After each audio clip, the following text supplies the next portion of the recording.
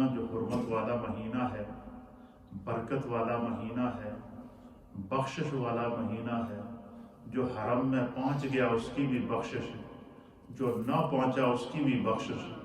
کبھی بخشش قربانی کا بہانہ بنا کر انسان کو بخش رہی ہے، کبھی عید کا بہانہ بنا کے انسان کو بخش رہی ہے، کبھی 10 ذی الحجہ کی پہلی 10 راتوں میں سے اور 10 دنوں کا بہانہ بنا کے انسان کی بخشش ہو رہی ہے۔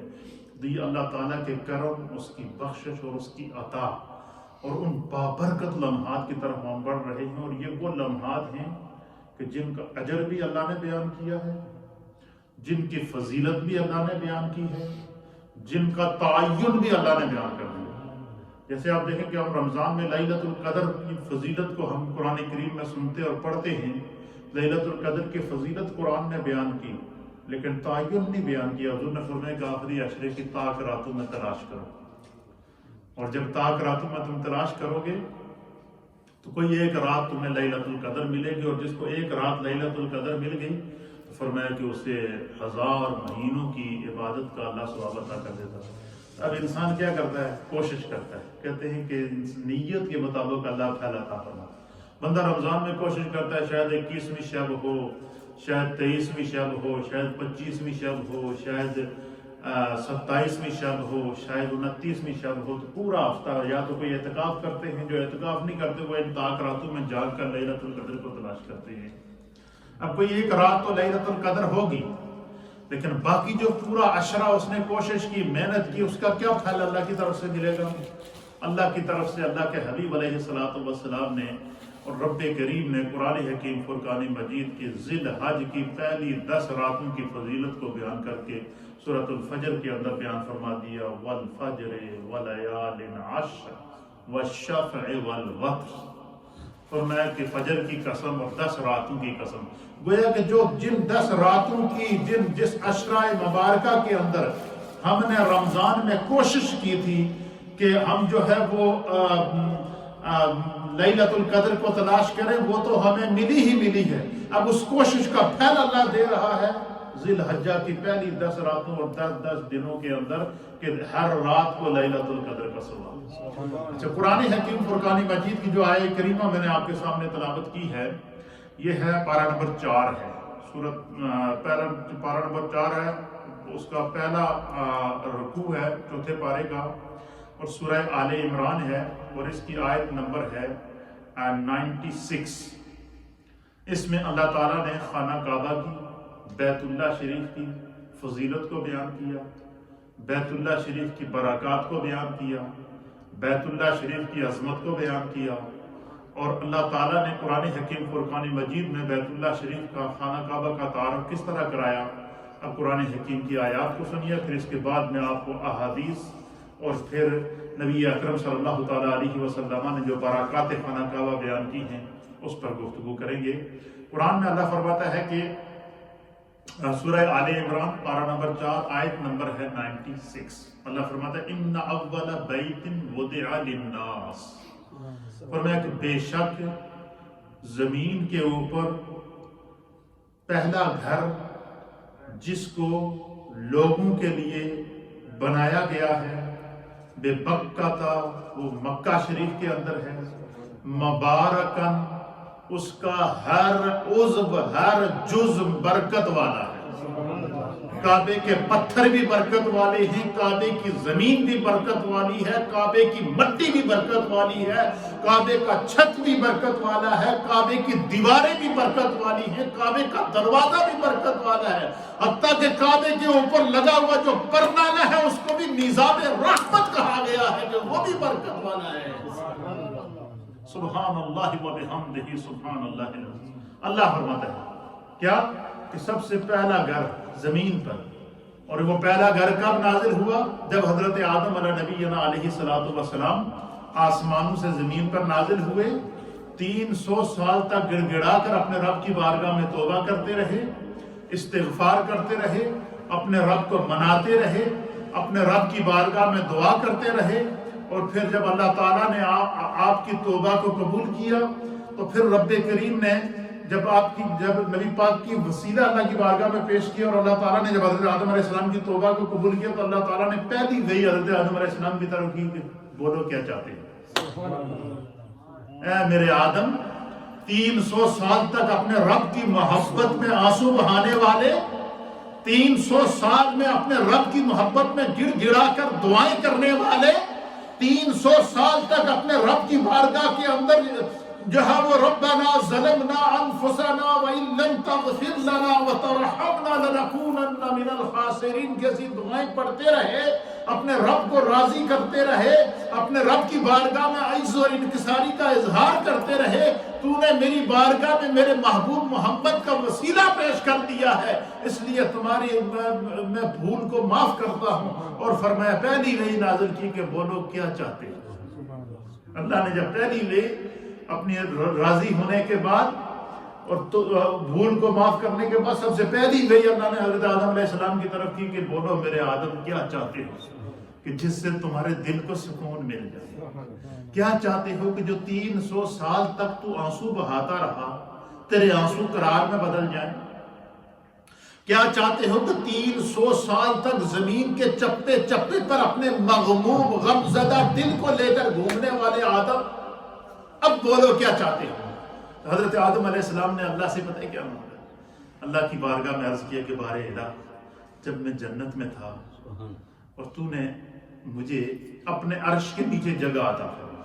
اللہ تعالیٰ نے حضرت آدم علیہ السلام کو اپنے عرش کے نیچے جگہ عطا فرمائی۔ اس سے آپ مقام انسانیت کا اندازہ لگا سکتے ہیں۔ جب حضرت آدم علیہ السلام آسمانوں پر تھے اور جب آدم علیہ السلام کو اللہ نے جنت میں جو ہے وہ رکھا تو جنت کو ان کا مسکن بنایا، تو جو ہے وہ ان کا جو ٹھکانہ تھا وہ روایات کے مطابق وہ اللہ تعالیٰ کے عرش کے نیچے تھا۔ اور حضرت آدم علیہ السلام کہتے ہیں میں جنت میں گھومتا تھا، حضرت حوا آپ کے ساتھ تھی۔ پھر حضرت آدم علیہ السلام کہتے ہیں کہ جس طرح زمین پر ہمارا کعبہ ہے، کعبہ شریف خانہ کعبہ قبلہ، اسی طریقے سے فرشتوں کا قبلہ ہے، فرشتوں کا کعبہ ہے جو اللہ تعالیٰ کے عرش کے نیچے ہے، اور اس کعبے کا نام ہے بیت المعمور۔ فرشتوں کے قبلے کا کیا نام ہے؟ بیت المعمور۔ اور یہ جو بیت المعمور ہے یہ بالکل بیت المعمور کے نیچے زمین کے اوپر یہ خانہ کعبہ ہے، اور زمین کے اوپر جو خانہ کعبہ ہے وہاں سے لے کر عرش الہی تک، اس میں بیچ میں پہلا آسمان آتا ہے، دوسرا آتا ہے، تیسرا آتا ہے، چوتھا آتا ہے، پانچواں آتا ہے، چھٹا آتا ہے، ساتواں آتا ہے۔ اسی طریقے سے خانہ کعبہ سے لے کر 7 زمینوں نیچے تک، کتنی زمینیں؟ 7 زمینیں نیچے تک یہ جو خانہ کعبہ جس جگہ پر موجود ہے، یہ ایریا آپ دیکھیں، یہ یہاں پر زمین کے جس ٹکڑے پر خانہ کعبہ موجود ہے، 7 زمینیں نیچے بھی یہ جہت قبلہ ہے، 7 آسمانوں کے اوپر بھی یہ جہت قبلہ ہے، اور حتیٰ کہ بیت المعمور تک جو ہے وہ یہ جہت سارا کا سارا قبلہ ہے۔ اور جو بھی پہلے آسمان کے فرشتے بھی اسی جہت کا طواف کرتے ہیں، دوسرے آسمان کے فرشتے بھی اسی جہت کا طواف کرتے ہیں، تیسرے آسمان کے فرشتے بھی اسی جہت کا طواف کرتے ہیں، چوتھے آسمان کے فرشتے بھی اسی جہت کا طواف کرتے ہیں، 5ویں آسمان کا فرشتہ بھی اسی جہت کے طواف کرتے ہیں، 6 اور 7ویں آسمان کے فرشتے بھی اسی جہت کا طواف کرتے ہیں، اور عرش الہی کے نیچے جو لاتعداد فرشتے ہیں وہ بھی اسی جہت کا طواف کرتے ہیں۔ اسی طریقے سے زمین کے اوپر ہر وقت طواف ہوتا ہے، 7 زمینوں کے نیچے جو خدا کی مخلوق ہے وہ اسی جہت کا طواف کرتی ہوئی نظر آ رہی ہے۔ یعنی زمین کی ابتدا سے لے کر آسمان کی انتہا تک اور عرش الہی تک یہ جو خانہ کعبہ کا ایریا ہے، یہ زمین چاہیے فضائی منظر ہو یا زمینی منظر ہو یا آسمانی منظر ہو، یہ جو جہت قبلہ ہے، یہ جو سائز آف دا کعبہ ہے، یہ جو لوکیشن آف دا کعبہ ہے، یہ جو باؤنڈری آف دا کعبہ ہے، یہ سارے کا سارا قبلہ ہے۔ یہ ہر مخلوق کے لیے خدا نے اس کو قبلہ بنا دیا۔ تو اللہ تعالیٰ نے حضرت آدم علیہ السلام سے کیا فرمایا کہ میرے آدم کیا مانگتا ہے؟ تو حضرت آدم علیہ السلام نے عرض کیا کہ بارے الہ، جب تو نے مجھے آسمان پر اپنے عرش کے نیچے جگہ عطا فرمائی تھی تو ہر وقت فرشتے بیت المعمور کا طواف کرتے تھے تو میں فرشتوں کے ساتھ طواف کرتا تھا۔ اب میں زمین پر آ گیا ہوں، اب تیری مرضی ہے، تو نے مجھے زمین پر اتارا اور تیری حکمت تھی اس میں کہ زمین کے اوپر مجھ سے آگے نسل انسانی چلانی۔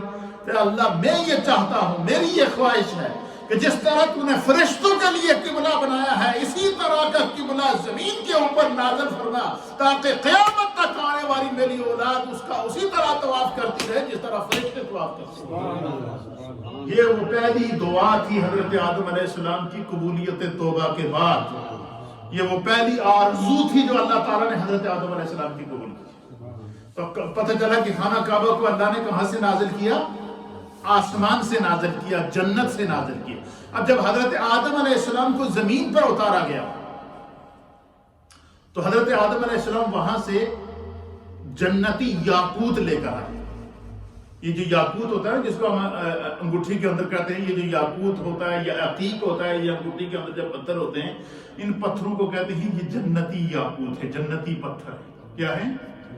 تو حضرت آدم علیہ السلام جب زمین پر نازل ہوئے جنت سے تو وہاں سے ایک جنتی یاقوت لے کر آئے، اور وہ جنتی پتھر ہر وقت حضرت آدم علیہ السلام کے ہاتھ میں رہتا تھا۔ کیا رہتا تھا؟ اور وہ رات کو جب حضرت آدم علیہ السلام سفر کرتے تو اس پتھر کو ہاتھ میں رکھتے تو اس سے نور نکلتا، اس سے روشنی نکلتی جو میلوں تک جاتی تھی۔ کیا کرتی تھی؟ اور اس کی روشنی میں حضرت آدم علیہ السلام چلا کرتے تھے، اور یہ وہی جنتی یاقوت ہے جو خانہ کعبہ کی دیوار میں حجر اسود کے نام سے موجود ہے۔ کیا ہے؟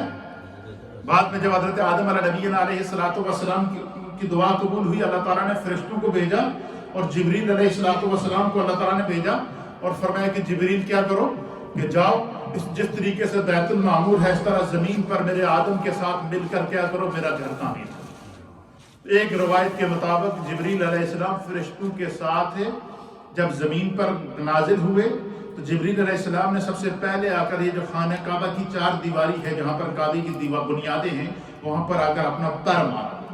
کیا کیا؟ پر مارا۔ جبریل علیہ السلام نے ایک طرف پر مارا، دوسری طرف پر مارا، تیسری طرف پر مارا، چوتھی طرف پر مارا، تو فرمایا جہاں جبریل علیہ السلام کا پر لگتا گیا ساتوں زمینیں نیچے اس کی گہرائی چلی گئی۔ کتنی چلی گئی؟ ساتوں زمینوں نیچے اس کی گہرائی چلی گئی۔ ساتوں زمینیں نیچے جب گہرائی گئیں تو پھر جبریل علیہ السلام اور فرشتوں کے ساتھ ایک تاریخ مکہ کے اندر یہ واقعات موجود ہیں کہ جنت سے بڑے بڑے جنتی پہاڑ، جنتی یاقوت لے کر آئے فرشتے جنہوں نے کعبے کی بنیادیں رکھی گئی جنتی یاقوتوں کے ساتھ۔ اور پھر یہ جب دیواریں اوپر ہوئیں تو پھر اوپر حضرت آدم علیہ السلام نے جو ہے وہ 7 پہاڑوں سے پتھر لا کر جو ہے وہ فرشتوں کی مدد سے پھر اس کی خانہ کعبہ کی دیواروں کو تعمیر کیا۔ تو پھر وہ جو یہ جنتی یاقوت، وہ جو حجر اسود حضرت سیدنا آدم علیہ السلام جنت سے لے کر آئے تھے جو رات کو لائٹ کا کام کرتا تھا، اس کو پھر اللہ تعالیٰ کے حکم سے آپ نے خانہ کعبہ کی دیوار میں نصب کیا۔ یہ اللہ تعالیٰ قرآن میں فرماتا ہے کہ یہ جو خانہ کعبہ ہے یہ زمین پر پہلا گھر ہے۔ کیا ہے؟ روئے زمین کے اوپر اللہ کا سب سے پہلا گھر کیا ہے؟ خانہ کعبہ ہے۔ نمبر 1 بات۔ نمبر 2 بات، یہ بھی ایک ہسٹری ہے اور علماء اور محدثین اور ائمہ نے لکھا ہے، بلکہ حضرت مولانا روم رحمۃ اللہ علیہ بہت بڑے صوفی بزرگ تھے، نقشبندی بزرگ تھے۔ حضرت مولانا روم جن کی مثنوی شریف آپ نے نور ٹی وی کے اوپر بھی حضرت قبلہ شیخ العالم رحمۃ اللہ تعالی علیہ سے سنی۔ مثنوی کا ایک ایک شعر عشق الہی اور محبت الہی سے پرووا ہوا۔ حضرت مولانا روم رحمۃ اللہ علیہ لکھتے ہیں کہ روئے زمین کے اوپر مشرق، مغرب، شمال اور جنوب، روئے زمین کے اوپر جتنی بھی مسجدیں ہیں، یہ کیا ہیں؟ روئے زمین پر جتنی مسجدیں بنی ہیں یہ اللہ جانتا ہے ان کی کتنی تعداد ہے، ہر ملک کے اندر مسجدیں موجود ہیں۔ فرمایا روئے زمین پر جتنی مسجدیں موجود ہیں یہ ساری کی ساری خانہ کعبہ کی برانچیں ہیں۔ یہ کیا ہیں؟ پھر فرمایا کہ ایک حدیث کے مطابق نبی پاک صلی اللہ علیہ وسلم نے فرمایا کہ یہ جتنی روئے زمین پر مسجدیں ہیں، جس نے مسجد کے اندر نماز پڑھی گویا تو اس نے کعبے میں نماز پڑھی ہے، اس نے کعبے کی برانچ کے اندر نماز پڑھی ہے۔ اور فرمایا کہ جس وقت حضرت ابراہیم علیہ السلام نے خانہ کعبہ کی چوتھی تعمیر کی، کتنی تعمیر کی؟ اور چوتھی تعمیر کرنے کے بعد جس وقت اس کے خانہ کعبہ کی دیوار کے جو پتھر، چھوٹے چھوٹے کنکر اور ریت کے ٹکڑے بچ گئے تو حضرت ابراہیم علیہ السلام نے اللہ کی بارگاہ میں عرض کیا کہ بارے الہ، یہ پتھر جو میں نے تراشے ہیں، یہ زمین کے ذرے، یہ چھوٹے چھوٹے کنکر، یہ پتھر کے ٹکڑے، جو کعبے کی دیوار کے ساتھ میں نے تراش کے لگائے ہیں اور کعبے کی دیوار کے پتھر ہیں، اللہ یہ تو بڑے مقدس پتھر ہیں، ان پتھروں کا کیا حکم ہے، میں کیا کروں؟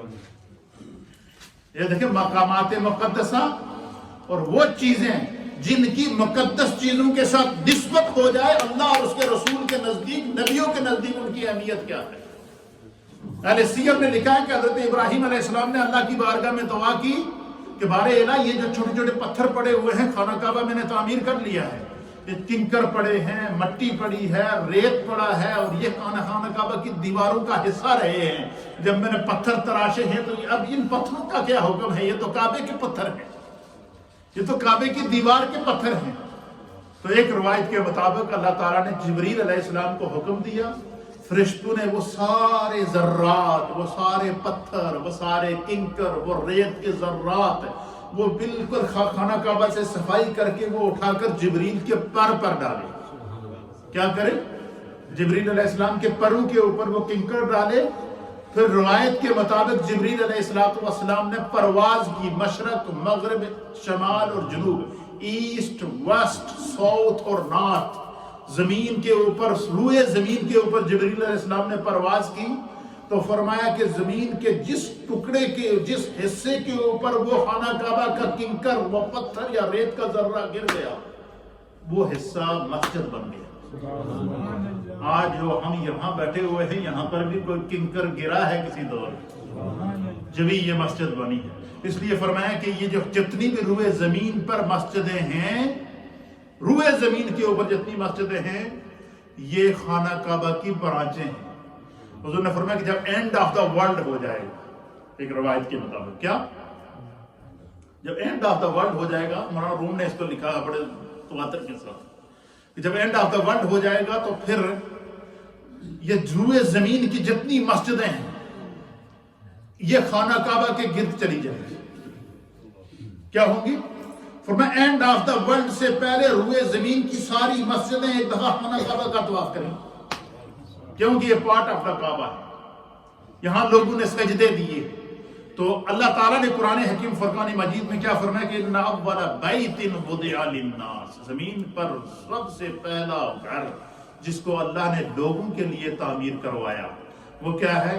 لَلَّذِي بِبَكَّةَ، وہ مکہ کے اندر ہے، مبارکن، کعبے کی ہر چیز جو جس کی نسبت کعبے کے ساتھ ہے وہ برکت والی ہے، کعبے کے پتھر برکت والے ہیں، کعبے کی زمین برکت والی ہے، کعبے کی فضا برکت والی ہے، کعبے کی چھت برکت والی ہے، کعبے کی دیواریں برکت والی ہیں۔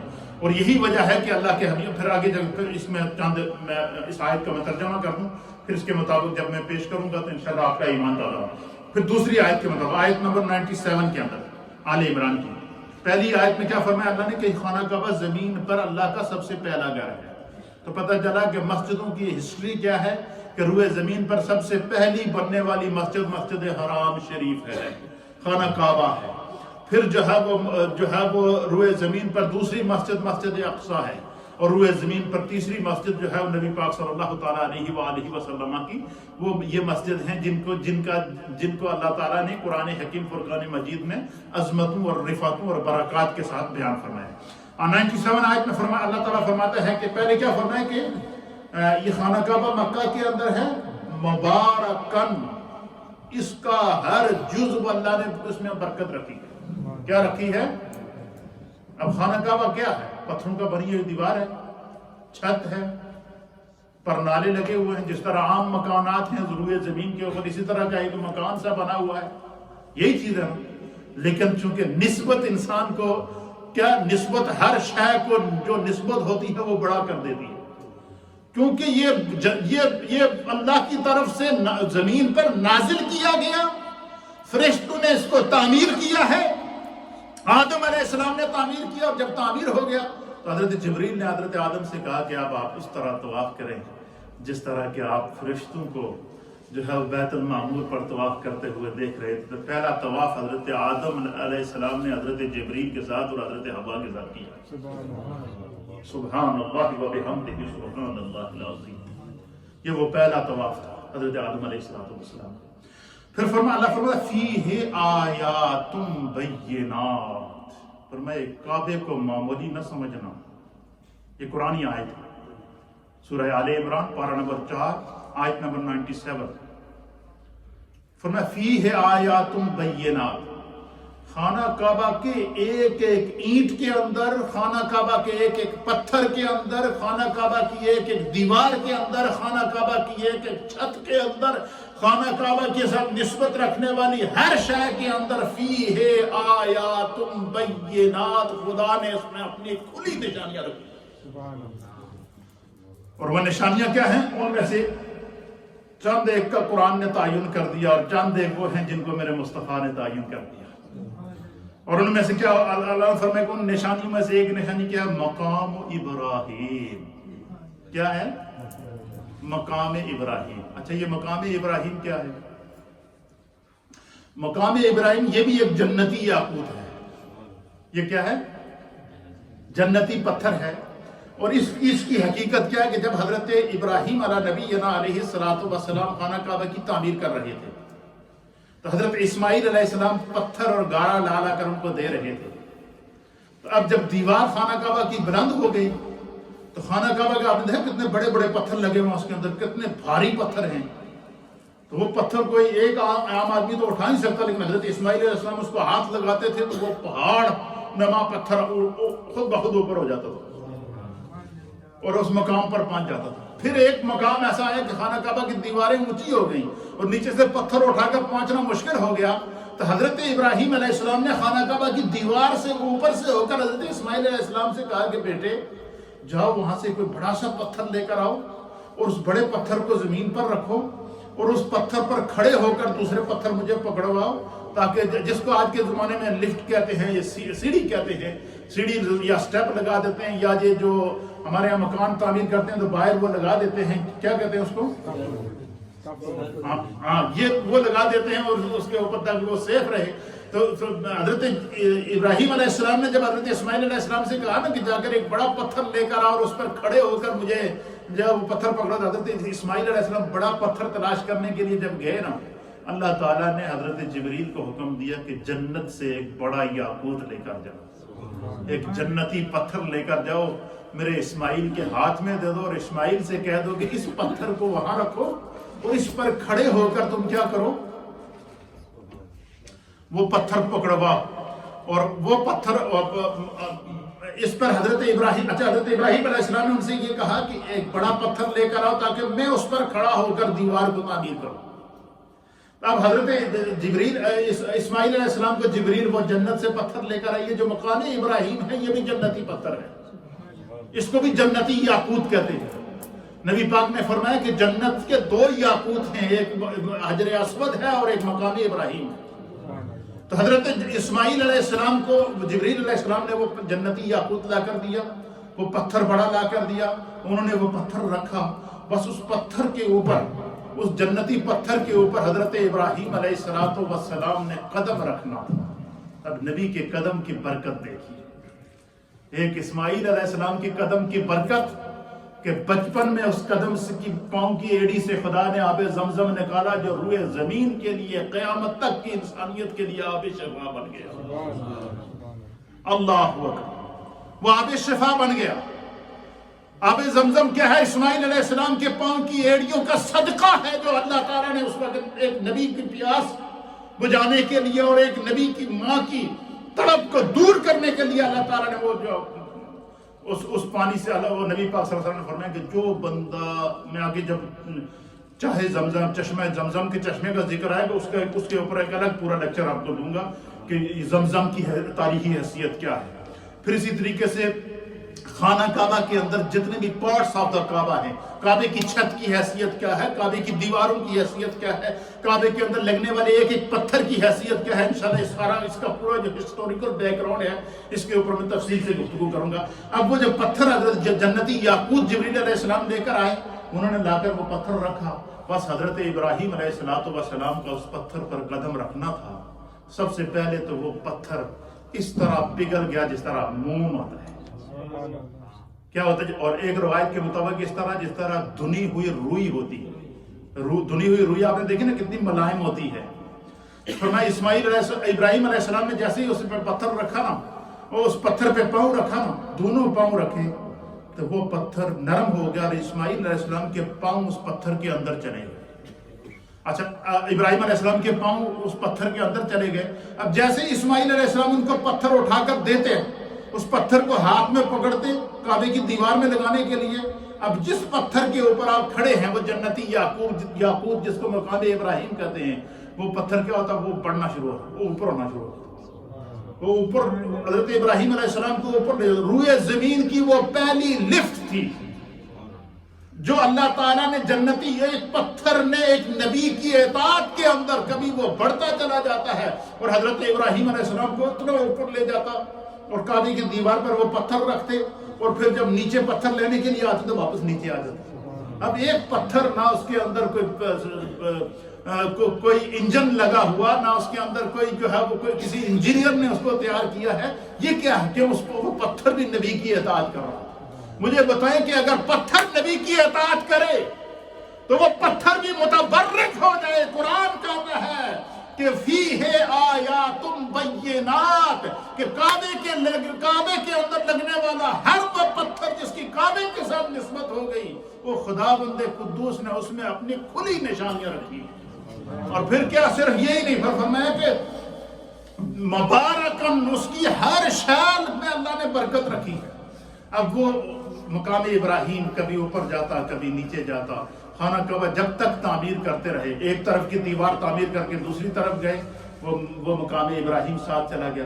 پھر اللہ تعالیٰ نے جب خانہ کعبہ تعمیر کر چکے، پھر اللہ تعالیٰ نے حضرت ابراہیم علیہ السلام کو حکم دیا کہ یہ جو پتھر ہے اس کو بالکل کعبے کا جو دروازہ ہے اس کے سامنے لگاؤ، اور یہ جو مقام ابراہیم ہے اور یہ خانہ کعبہ کے دروازے کے بالکل سامنے ہے، اس کے درمیان اور خانہ کعبہ کے جو دروازہ ہے اس کے درمیان 11 میٹر کا وقت ہے۔ کتنا؟ 11 میٹر سامنے، تو خانہ کعبہ کے دروازے کے سامنے وہ مقام ابراہیم لگا۔ پھر اللہ تعالیٰ نے اس مقام کو، کیونکہ اس پتھر کو ابراہیم علیہ السلام کے قدم سے برکت، آب زمزم کو ایک نبی کے قدموں سے برکت ہوئی تو آب شفا بن گیا، اور اس پتھر کو مقام ابراہیم کو حضرت ابراہیم علیہ السلام کے قدموں کی برکت ملی تو کیا ہو گیا؟ اللہ تعالیٰ فرماتا ہے اسی آیت کے اندر آگے جا کے کیا فرماتا ہے؟ فرماتا ہے کہ اس میں کھلی نشانیاں ہیں، اور پھر کیا؟ وَمَنْ دَخَلَهُ كَانَ آمِنًا، روئے زمین کا پریشان انسان، دکھی انسان، ظلم کا ستایا ہوا انسان جب وہ خانہ کعبہ میں پہنچ جاتا ہے تو فرمایا کان آمنا، وہ امن میں ہوتا ہے، اسے وہاں سکون مل جاتا ہے، وہ بے خوف ہو جاتا ہے۔ اس لیے فرمایا کہ حرم میں شکار کرنا بھی منع ہے۔ کیا ہے؟ حرم کے اندر کسی کو کوئی اذیت، اگر احرام کے دوران کسی کے جسم کی کوئی جوں ہو وہ اس کو مار دیتا، فرمایا اس پر دم لگے گا۔ کیوں؟ کہ وہ امن والی جگہ ہے، وہ برکت والی جگہ ہے، وہاں پر اپنی توجہ کو صرف خدا کی طرف رکھنا ہے۔ اس لیے فرمایا کہ جب بندہ ایسی سوچ کے ساتھ، ایسی فکر کے ساتھ، ایسے تصور کے ساتھ، ایسے تخیل کے ساتھ، ایسی تھنکنگ کے ساتھ خانہ کعبہ میں جاتا ہے تو حضور نے فرمایا کہ جب وہ واپس لوٹتا ہے، جب جاتا ہے تو گناہوں سے بھرا ہوا ہوتا ہے، اور جب واپس لوٹتا ہے تو خانہ کعبہ اس کے گناہوں کو، حجر اسود اس کے گناہوں کو اس طرح اپنے اندر جذب کر لیتا ہے کہ رجا، وہ جب واپس لوٹتا ہے تو ولدتہ امہ، اس طرح لوٹتا ہے کہ گویا کہ اس کی ماں نے اسے ابھی جنم عطا کیا، وہ گناہوں سے پاک ہو جاتا ہے، خدا اسے ایک نئی زندگی عطا فرماتا ہے۔ اور فرمایا کہ اس میں فرمایا وَلِلَّهِ عَلَى النَّاسِ حِجُّ الْبَيْتِ مَنِ اسْتَطَاعَ إِلَيْهِ السَّبِيلَ، کہ جو ہے وہ پھر دوسرے مقام کے اوپر فرمایا سورہ بقرہ کے اندر اللہ تعالیٰ نے فرمایا کہ جب حضرت ابراہیم علیہ السلام نے خانہ کعبہ کو تعمیر کر لیا تو پھر فرمایا کہ وہاں پر حجر اسود کو، وہاں پر مقام ابراہیم کو نصب کر دو، تو اب وہ طواف ہوتا رہا مقام ابراہیم، پھر کرتے کرتے کرتے کرتے انبیاء کا دور آتا گیا، پھر نبی پاک صلی اللہ علیہ وسلم کا دور ہے، تو حضرت فاروق اعظم کو اللہ تعالیٰ نے بڑی بصیرت عطا فرمائی، بڑی وہ مقامات مقدسہ کی اہمیت کو سمجھتے تھے۔ آپ نے نبی پاک کی بارگاہ میں عرض کیا کہ یہ جو مقام ابراہیم کی ہسٹری ہے یہ تو بڑی بابرکت ہسٹری ہے کہ اس پتھر نے نبی کے احترام میں کبھی یہ پگھل جاتا تھا، یہ پتھر نبی کے احترام میں کبھی ان کو اوپر لے جاتا تھا، خانہ کعبہ کی دیواروں میں تعمیر کرتے تھے، اس کی چھت تک کے لیے یہ اوپر لفٹ کا کام کرتا تھا۔ اس پتھر نے اللہ کے نبی کی اتنی محبت اور اطاعت کی ہے تو کیا اچھا ہو کہ جب ہم طواف سے فارغ ہو جائیں تو اس پتھر کے پاس کھڑے ہو کر کعبے کی طرف رخ کر کے ہم جو ہے وہ شکرانے کے طور پر اللہ کی بارگاہ میں 2 نفل پڑھ لیا کریں۔ اب یہ رائے کس نے دی؟ حضرت فاروق اعظم نے جب یہ رائے دی تو اللہ نے وہی نازل کر دی۔ سورہ بقرہ ہے، آیت نمبر ہے 135، آیت نمبر 135 سورہ بقرہ۔ اللہ فرماتا ہے کہ وَاتَّخِذُوا مِن مَّقَامِ إِبْرَاهِيمَ مُصَلًّى۔ اے محبوب، اگر آپ کے غلاموں کی یہی خواہش ہے تو تمہارا رب تمہیں حکم دیتا ہے جب طواف مکمل کر لیا کرو تو مقام ابراہیم پر 2 نوافل ادا کر لیا۔ اب عقل یہ کہتی ہے کہ مقام ابراہیم کیا ہے؟ مقام ابراہیم ایک پتھر ہے، لیکن مقام ابراہیم کو یہ عظمت، یہ رفعت، یہ سوچ کیسے ملی، یہ مرتبہ، یہ برکت کیسے ملی؟ اس کو یہ مقام دنیا روئے زمین کے اوپر اور تھوڑے پتھر ہیں، جنت میں اور تھوڑے یاقوت ہیں، اور کسی یاقوت کو اتنی محبت سے کیوں نہیں دیکھا جاتا؟ صرف مقام ابراہیم کو اتنی محبت سے کیوں دیکھا جاتا ہے؟ حجر اسود کو اتنی محبت سے کیوں دیکھا جاتا ہے؟ اس کی وجہ یہ ہے کہ حجر اسود جو تھا اس نے حضرت آدم علیہ السلام کا ادب اور احترام کیا تھا۔ اس نے حضرت آدم علیہ السلام کے غم کے اندر، دکھ کے اندر، ان کے آنسوؤں کے اندر، ان کی رات کی تنہائیوں کے اندر وہ ان کا ساتھی بنا تھا۔ اللہ تعالیٰ نے قیامت تک کے لیے خانہ کعبہ کی دیوار میں اس کو نبی کے ہاتھ کے مس ہونے کی نسبت سے، اور نبی پاک صلی اللہ تعالیٰ علیہ وسلم نے اپنے لبوں سے اس کو بوسہ دیا۔ حضور نے فرمایا کہ جو بندہ حجر اسود کو بوسہ دے دے، تو فرمایا کہ یہ اصل میں یہ حجر اسود، یہ حجر ابیض تھا۔ یہ کیا تھا؟ حجر ابیض کہتے ہیں یہ سفید پتھر تھا، جنتی پتھر تھا، لیکن یہ حجر اسود بن گیا، یہ سفید سے کالا ہو گیا۔ اس کی وجہ کیا ہے؟ نبی پاک صلی اللہ علیہ وسلم نے فرمایا کہ جتنے روئے زمین کے گناہگار وہاں آتے ہیں، طواف کرتے ہیں، اگر اس کو بوسہ دیتے ہیں تو بوسہ نہیں دے سکتے تو اس کے سامنے، جیسے ہم طواف کرتے ہوئے حجر اسود کے سامنے پہنچتے تو ہم استعلام کرتے ہیں نا، دونوں ہاتھوں کو بلند کر کے سلام کرتے ہیں، تو وہ فرمایا کہ جس نے اس کی طرف اشارہ کیا یا جس نے اس کو بوسہ دیا وہ اس کے گناہوں کو اپنے اندر جذب کر لیا۔ فرمایا گناہگاروں کے گناہوں کو جذب کر کر کے، گناہگاروں کے گناہوں کو چوس چوس کے، وہ اس طرح گناہگاروں کے گناہوں کو اپنی طرف کھینچتا ہے جس طرح میگنٹ لوہے کو کھینچتا ہے اپنی طرف، اس طرح گناہگاروں کے گناہوں کو حجر اسود اپنی طرف کھینچ گا۔ فرمایا گناہگاروں کے گناہوں کو اپنے اندر جذب کر کر کے یہ حجر ابیض سے حجر اسود بن گیا، حتیٰ کہ جب حضرت ابراہیم علیہ السلام نے خانہ کعبہ مکمل تعمیر کر کے جب حجر اسود کو جو ہے وہ خانہ کعبہ کے اندر نصب کیا نا، تو روایات کے اندر آتا نبی پاک نے فرمایا کہ حجر اسود سے ایسا نور نکلا، وہی نور جو حضرت آدم علیہ السلام کے ہاتھ میں جو ہوتا تھا تو راتوں کو سفر کرتے تھے۔ فرمایا حجر اسود جب خانہ کعبہ تعمیر کرنے کے بعد حجر اسود کو حضرت ابراہیم علیہ السلام نے خانہ کعبہ کی دیوار میں لگایا نا، تو اس سے ایک ایسا نور نکلا کہ جس سے چاروں طرف روشنی پھیل گئی۔ کیا ہوگی؟ خانہ کعبہ کے چاروں طرف نور پھیل گیا، لائٹ پھیل گئی، روشنی پھیل گئی، اور جہاں جہاں بھی روشنی پھیلی نا، حضرت ابراہیم علیہ السلام نے دعا کی کہ یا اللہ یہ جتنی روشنی مجھے نظر آ رہی ہے، یہ ایسٹ کی طرف جو روشنی نظر آ رہی ہے، ویسٹ کی طرف جو روشنی نظر آ رہی ہے، ساؤتھ کی طرف جو روشنی نظر آ رہی ہے، نارتھ کی طرف جو نور نظر آ رہا ہے، اے اللہ یہ جہاں جہاں مجھے یہ روشنی نظر آ رہی ہے ساری جگہ کو حرم بنا دے۔ اسی لیے یہ اس کو حدود حرم کہتے ہیں۔ کیا کہتے ہیں؟ حدود حرم کہتے ہیں کہ یہ یہاں پر حجر اسود کا نور پہنچا تھا۔ تو اس کا حاصل کلام ان 2 آیتوں کی صرف میں نے آج ترجمہ پیش کیا ہے۔ اب ان کے مطابق جو مفسرین نے احادیث لکھی ہیں وہ میں اس وقت پیش نہیں کر رہا ہوں کیونکہ ٹائم ختم ہو گیا ہے، لیکن اس کا جو نتیجہ ہے وہ نتیجہ یہ ہے کہ خانہ کعبہ کی دیوار کا ہر پتھر برکت والا، خانہ کعبہ کی چھت برکت والی، خانہ کعبہ کے ذرے برکت والے، خانہ کعبہ کی زمین برکت والی، خانہ کعبہ کی فضا برکت والی، خانہ کعبہ کی ہوا برکت والی، خانہ کعبہ میں جو گناہگار جاتا ہے وہ نئی زندگی لے کر واپس آتا ہے۔ اور جس کو اس لیے فرمایا کہ جسے خداوند قدوس استطاعت دے، اور اگر بندہ دنیا میں ہم بڑے کوشش کرتے یار ہمیں نئی زندگی مل جائے، تو فرمایا کہ جس کو نئی زندگی چاہیے جب اسے استطاعت ملے تو وہ سیدھا حرم شریف چلا جائے۔ کعبے کا طواف کر لے، کعبے کا حج کر لے، عمرہ کر لے، پھر وہاں سے بارگاہ مصطفی میں حاضری دے کر واپس آئے، فرمایا نئی زندگی، جب گیا تھا تو گناہوں سے ہٹا ہوا تھا، واپس آیا ہے تو بالکل اس طرح لوٹا ہے، رجع کا ولدتہ امہ، گویا کہ اس کی ماں نے اسے ابھی جنم عطا فرمایا۔ خدا ہمیں برکات کعبہ سمجھنے کی توفیق دے۔